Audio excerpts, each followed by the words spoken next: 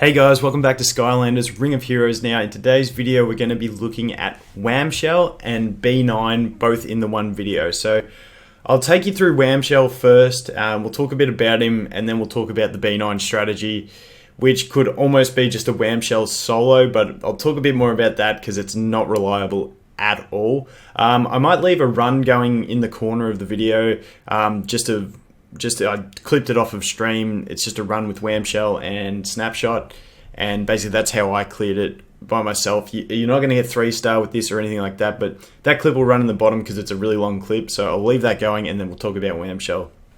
So we'll jump into Wham-Shell's skills. Now, he's one that I thought was going to be a really average unit when I read him, but once people started saying what his skills actually do, he becomes a really nice unit to use. So his first skill inflicts damage on an enemy and decreases the target's endurance. So it's -4 endurance, which is nice, especially when you combine that with Snapshot, who's got the massive endurance reduction. 80% to gain defense up for 3 turns. Now, when I originally read that, I thought it was defense up to him only. So I thought, yeah, it's alright for him, but I'd really like a team defense buff.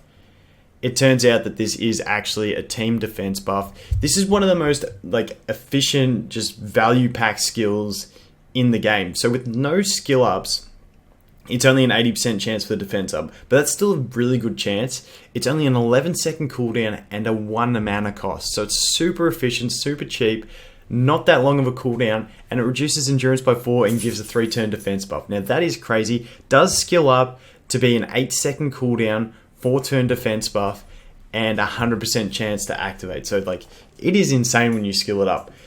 So that in itself gives him a spot every day of the week.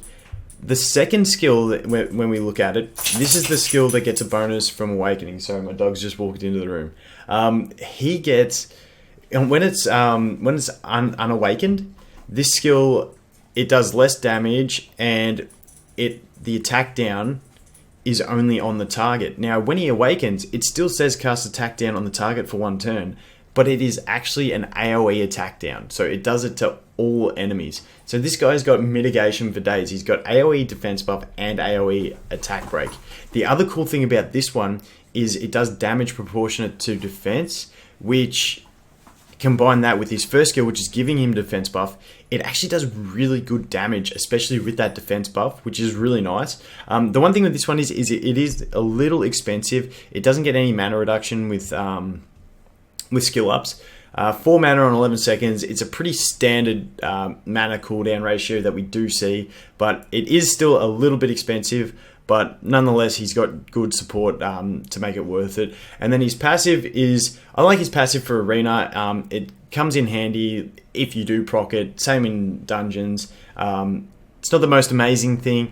30% chance to gain a shield to all allies for 2 turns at the start of a round. If you get it, it's really helpful, but it's not reliable, so don't bet on it. So the team. So I'll show you his runes now.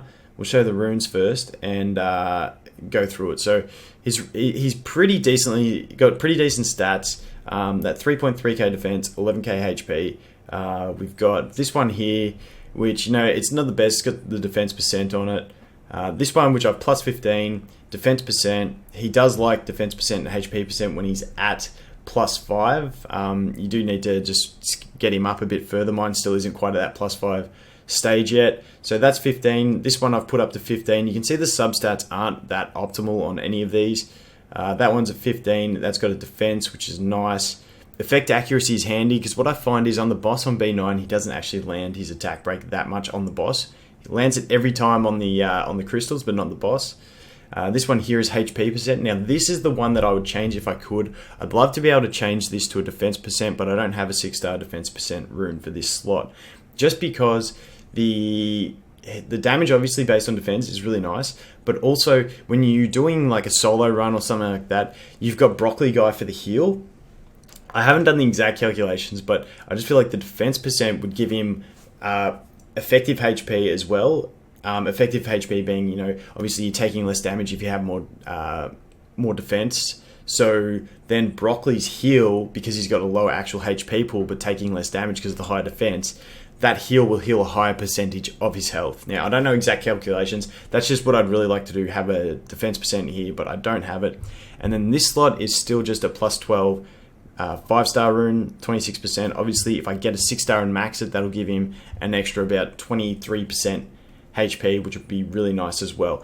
But I know you're going to say, well, he's on plus 15 6-star runes, but that's just what it is. That's what you need to be at to be able to do these sorts of things once you get into B9. And B10 especially is a bit of a brick wall for me at the moment. So I'll make a video about B10 and what I'm doing, how it's going, and all that sort of stuff a bit later on.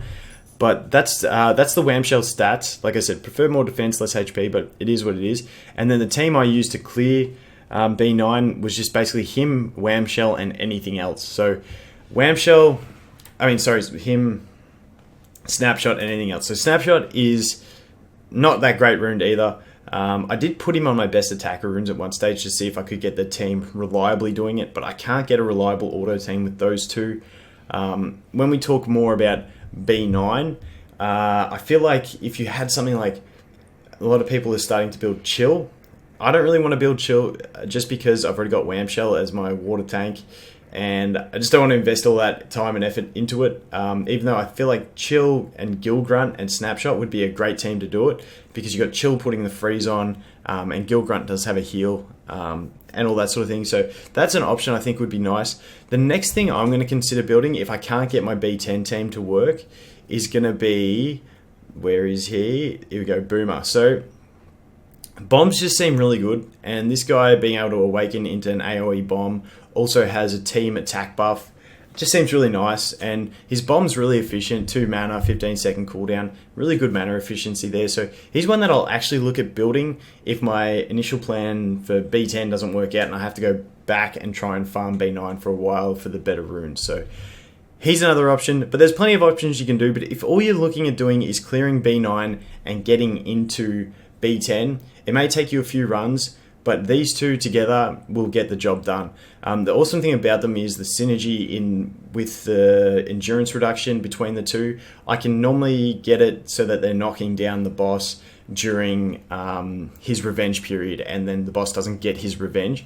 Now, in the clip I'm showing, I think it ends up being Wham-Shell soloing the boss from about half health, so that's possible as well. But like I said, it's not that reliable, so I'm still not farming B9 yet. If I could get a 100% reliable team, I'd probably farm it on the slow runs just to be able to get the runes. Also, it would help save my gems, which are quickly running out.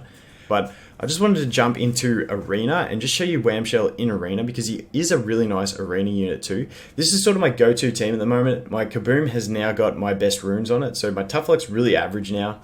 But this is giving me some elemental diversity, and my Kaboom hits really hard with his bombs. So what we'll do is we'll look for, let's have a look at this. All right, this could be a fail with that nightmare, but we'll have a crack. So we'll just jump in, and I'm going to leave Wham-Shell. At the start, what I'll do is I'll open with Wham-Shell's defense buff. So hopefully we get in before anything gets nuked, and I'm going to try and kill the Kaboom first. So Wham-Shell, get his off, and then I'll go for my Kaboom AoE. Look at that, we got that shield, negates all that damage, which is perfect. Then we get the defense up, and then you sort of set up for your team. And then if we can get his second skill here to attack something and just show you the damage that it can do. So there you go. That was 6,120 without critting. So that was really good damage. Obviously, the enemy had probably low defense because it was built as an attacking unit. But you basically saw everything in that one battle. You saw me win a battle, gain points, and lose rank. No, you saw the shield come out at the start, and I mean that nightmare attack normally hits really hard. So the shield is, I can't remember if it's 15 or 30% of the unit's health. So that just saves a lot of damage.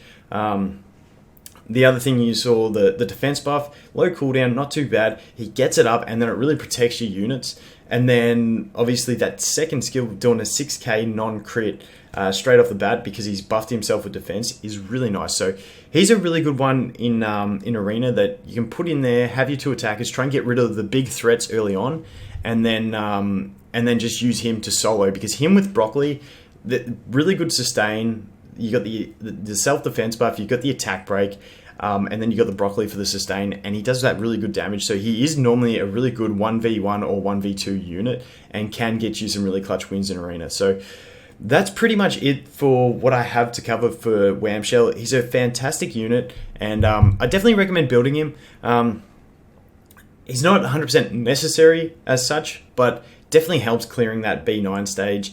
And I've found him really useful in scenarios and everything like that as well. Just the basic mitigation he brings to any team with the AoE attack break and AoE defense buff is insane. So that's Wham-Shell. Thanks for watching another video, guys, and I'll look forward to seeing you in the next one. Cheers.